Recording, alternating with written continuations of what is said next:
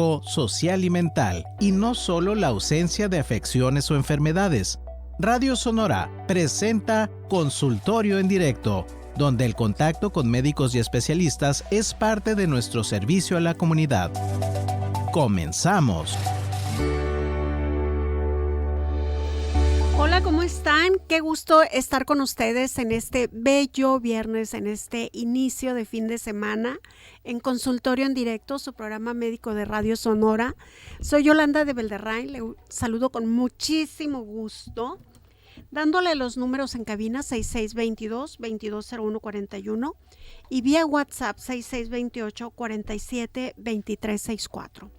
Este programa se llama Consultorio en Directo porque inicialmente fue pensado para que usted, en el momento en el cual tenemos a nuestro médico aquí sentado como en un consultorio, usted pueda tomar el teléfono o comunicarse vía WhatsApp y hacer una pregunta relacionada con el tema. En lugar de ir usted con el médico a preguntarle eso y pagar más de $1,000, pues aquí le pregunta al doctor. Hoy tenemos al doctor, a nuestro queridísimo amigo, el doctor Francisco Abril, médico internista, y vamos a hablar por qué se requiere una valoración preoperatoria, los riesgos de la anestesia, lo que está pasando, que vemos mucho ahora en internet, de las cirugías plásticas, que los pacientes fallecen. ¿Es acaso porque omitimos hacer este tipo de chequeos, de estudios antes de entrar a quirófano? De todo esto y más nos va a hablar el doctor Francisco Abril, a quien le damos la bienvenida. ¿Cómo está, doctor? Muy bien, gracias, Yolanda. Buenas tardes. Pues está como que muy alarmante eso, ¿no, doctor? De el número de fallecimientos por cirugías, pero está como que más enfocado a lo plástico. O sea, no veo más que sea una cirugía, por ejemplo, lo operaron de vesícula y falleció. No lo veo tanto como las cirugías plásticas. Y siento que si entramos por ahí nos vamos a desviar mucho del tema. Entonces no me haga mucho caso. Vamos a entrar, pero sí lo vamos a abordar. Sí, sí, claro que sí. Sí. Pero primero, ¿cuál es el objetivo principal de la evaluación preoperatoria? Y si siempre se ha hecho o ahora es o está de moda, o cómo es. Siempre se ha realizado. Hay dos tipos, así a grandes rasgos, de cirugía. Una cirugía de urgencia, en la cual la vida de un paciente depende de entrar a quirófano o no. Algún accidente en carro, un paciente con una herida de bala, herida por arma blanca, un sangrado masivo dentro de la cabeza. Algo que sí o sí tengo que meter al paciente a operarlo sin importar lo demás, porque su vida depende de esa cirugía.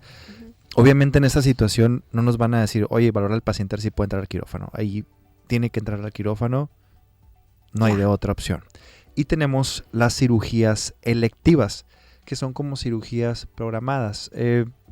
Los ejemplos clásicos, cirugía de catarata, a veces algún proceso en la nariz, de senos paranasales, vesícula, alguna otra cirugía que no es hernias inguinales, hernias abdominales, quitar la matriz, quitar ovarios, etcétera. Algún otro procedimiento que no sea una urgencia meter al paciente ahorita a quirófano, a eso le llamamos una cirugía electiva o cirugía programada.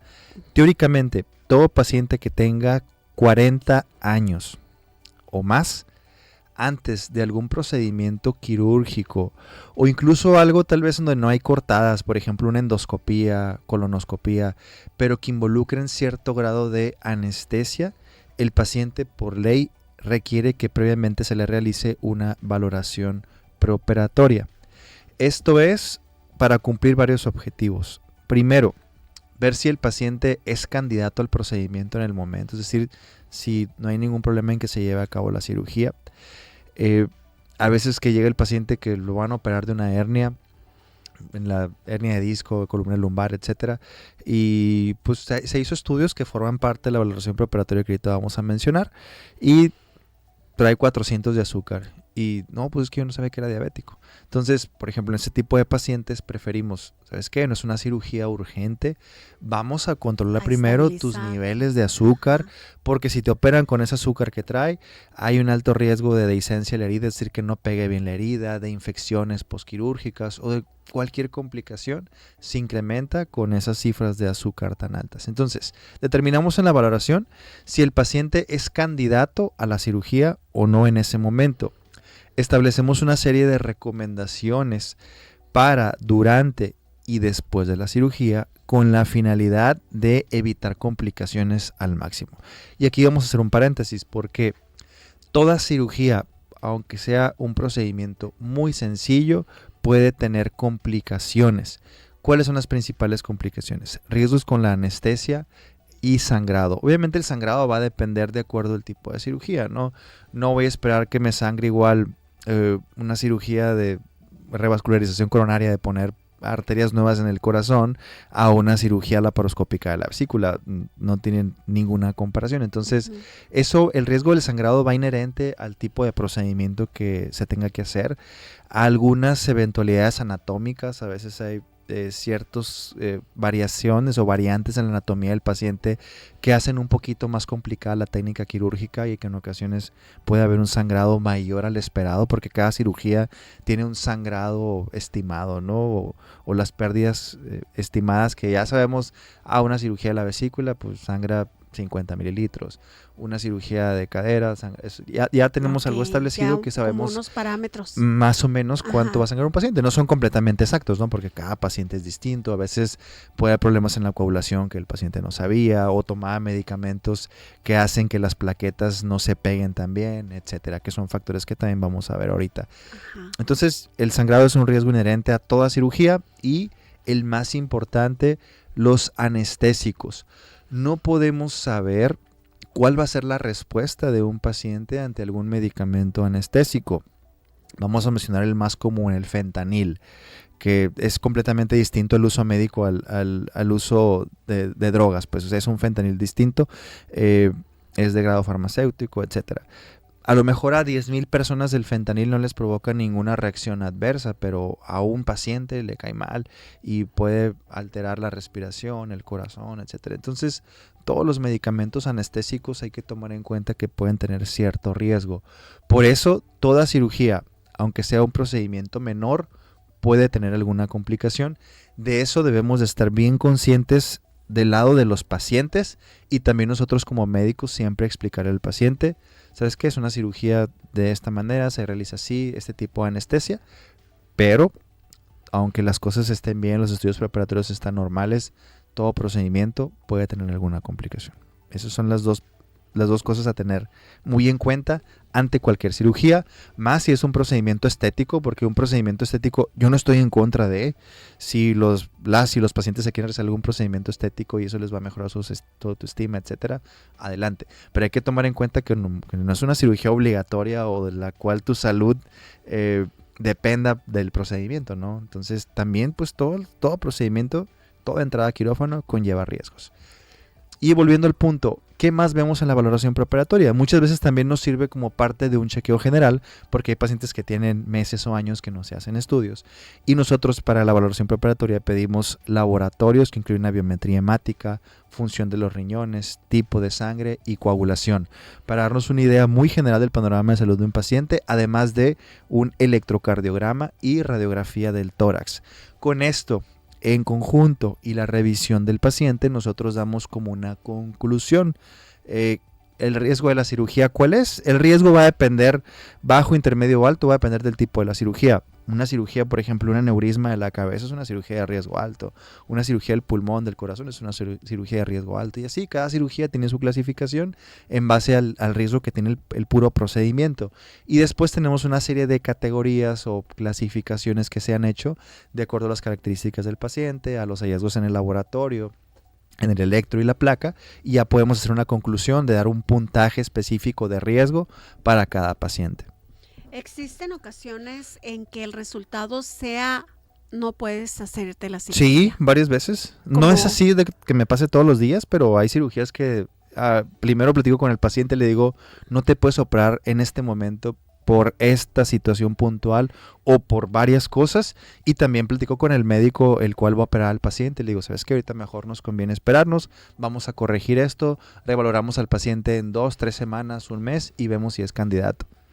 La evaluación preoperatoria la hace el médico internista. Así es. Así es. Hay pacientes, por ejemplo, que se van a operar de la vesícula, pero me llegan y, no sabía que tenía anemia, 8 de hemoglobina. Y le digo, ¿sabes qué? Mejor te conviene, vamos a subir tus niveles de hemoglobina y ya después haces tu cirugía de la vesícula. A lo mejor traes dolorcito y eso, sí, pero no aguantas y no hay otra opción, pues ni modo que te operen. Pero si podemos mejorar todas las condiciones que estamos viendo que no están idóneas para el procedimiento, vamos a hacer esos cambios y mejorar todo eso, ¿no?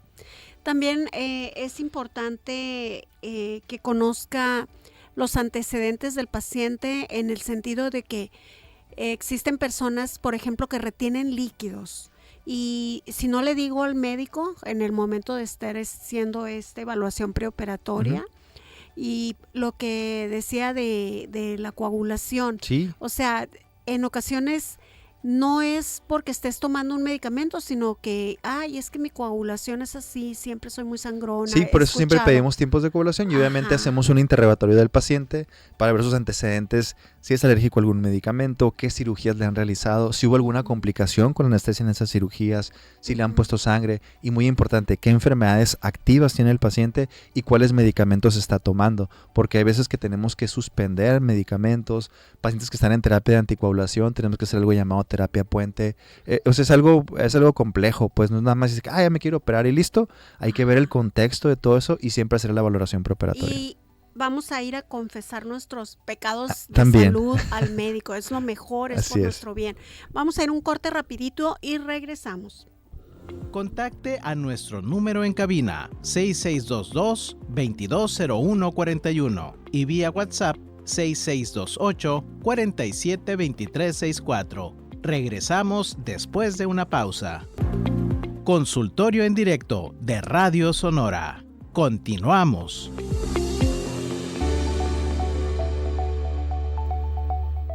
Gracias por estar con nosotros. Doctor Abril, ¿quién cree que se va reportando?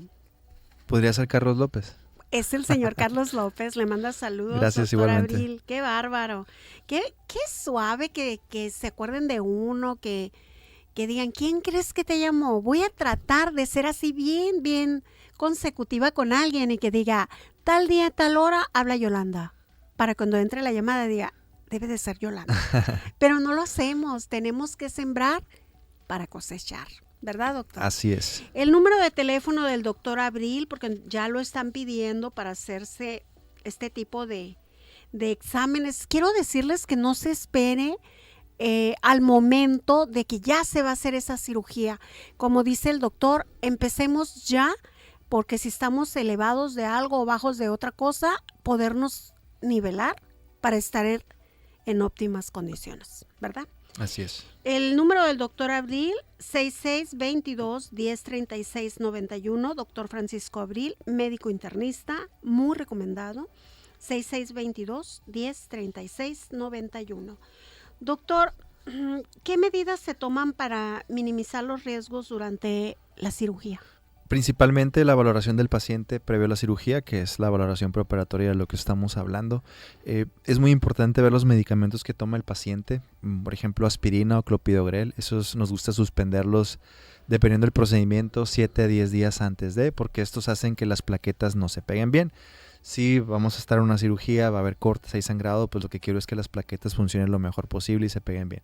El uso de otros anticoagulantes como acenocumarina, warfarina, en pacientes que tienen alguna prótesis valvular en el corazón, sobre todo, u otras condiciones que los obligan a ser anticoagulados. Aquí es muy importante hacer una terapia puente, se llama. Suspendemos estos medicamentos, damos otro que se llama enoxaparina, medimos tiempos de coagulación de manera así más rigurosa. Es otra situación completamente distinta, ¿no? La de un paciente que no toma anticoagulantes.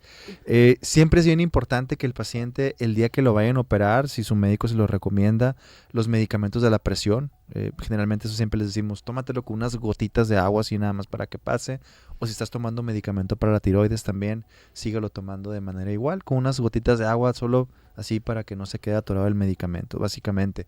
Los pacientes diabéticos generalmente el día que los van a operar, tienen que estar en ayuno, ahí sí no recomendamos que se apliquen la insulina ni tomen los medicamentos porque pueden tener un bajón de azúcar y se van a sentir muy mal antes y durante la cirugía. Entonces, la cuestión de este aspecto de los medicamentos es muy importante previo a una cirugía.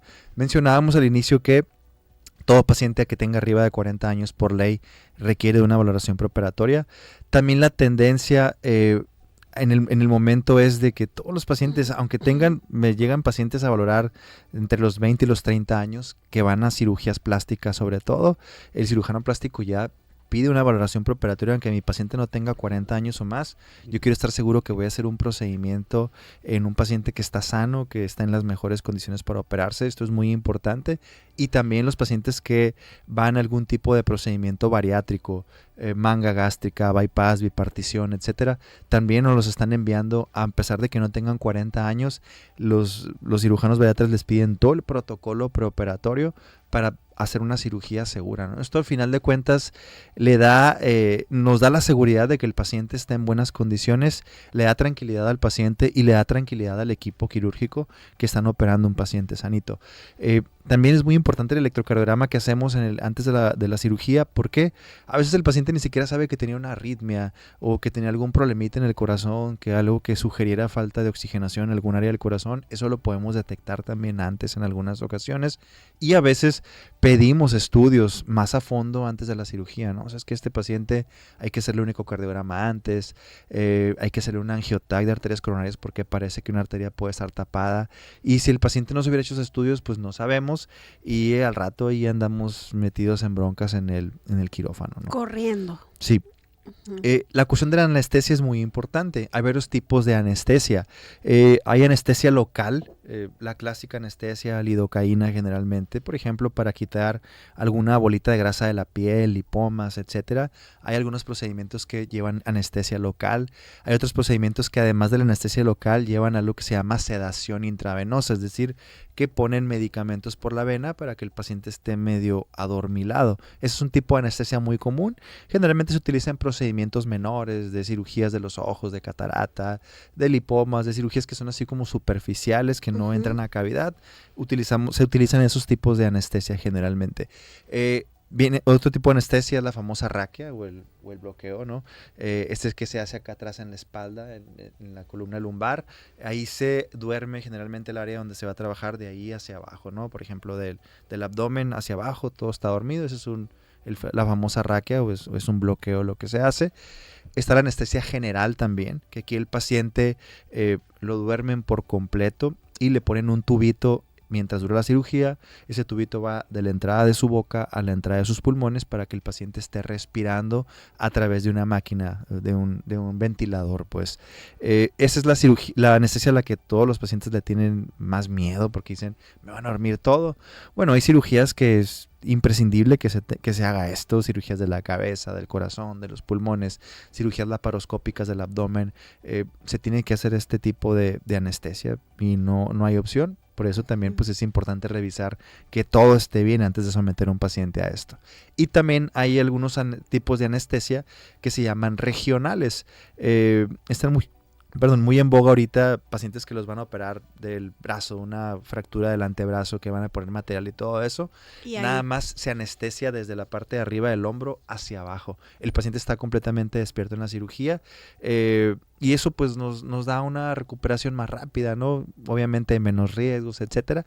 Pero ya el tipo de anestesia específico que se va a usar va a depender completamente del anestesiólogo. A lo mejor es, no sé, este procedimiento siempre se hace con un bloqueo ganglionar, pero por cierta característica propia del paciente lo tengo que dormir todo, pues ni modo. Eso ya lo decide el anestesiólogo en el momento, ¿no? Pero también el anestesiólogo ve nuestra valoración. Tanto el cirujano como el anestesiólogo ven los antecedentes del paciente, ven los estudios que tiene y siempre revisan la valoración preoperatoria, ¿no?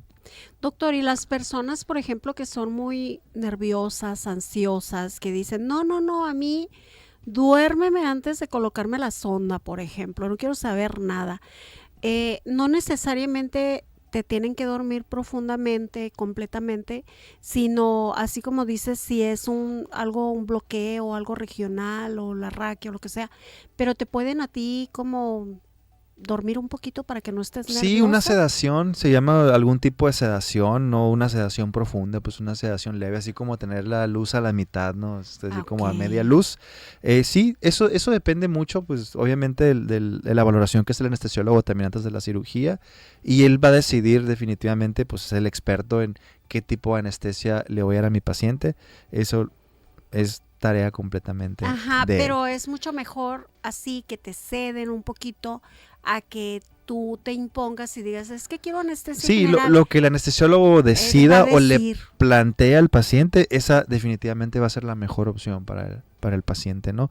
Y siempre trabajamos muy en conjunto, el equipo médico quirúrgico, anestesiólogo, cirujano, ayudante, etcétera, y nosotros con los pacientes. A veces tenemos que ir a ver a los pacientes ya que los operan, a veces salen a terapia intensiva, o hubo algún detalle en la cirugía que hay que darle seguimiento a este paciente por tal eventualidad. No sé, son cosas que rutinariamente hacemos. Pues siempre estamos en contacto estrecho ahí con los equipos quirúrgicos para que el paciente, el objetivo principal es que le vaya lo mejor posible y que no tenga complicaciones postquirúrgicas. Y para terminar vamos a hablar un poquito de estos casos que siempre cada ciertos meses suceden. Nos enteramos que en alguna parte de Sudamérica, Centroamérica o aquí en México sucede algún caso, ¿no? De paciente joven, entró a quirófano en una cirugía plástica y se complicó y falleció. ¿Qué pasa? Híjole, aquí pueden ser muchas cosas, ¿no? No sé si la paciente es la más reciente de la que supimos, si la valoraron previo a su cirugía, si ella tenía alguna condición médica, si estaba tomando algún medicamento, o si fue una reacción a los anestésicos lo que hizo que se complicara.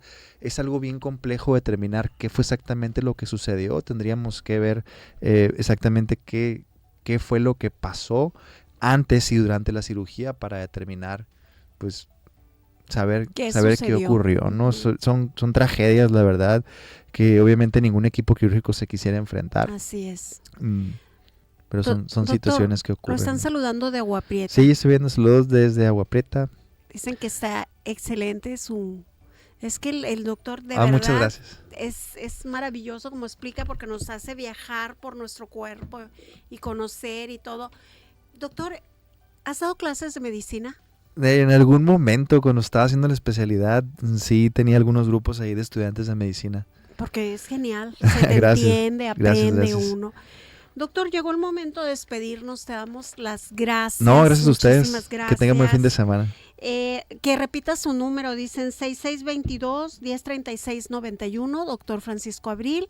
Gracias a todos en casita, gracias a nuestro equipo de consultorio en directo. Feliz fin de semana, hasta la próxima.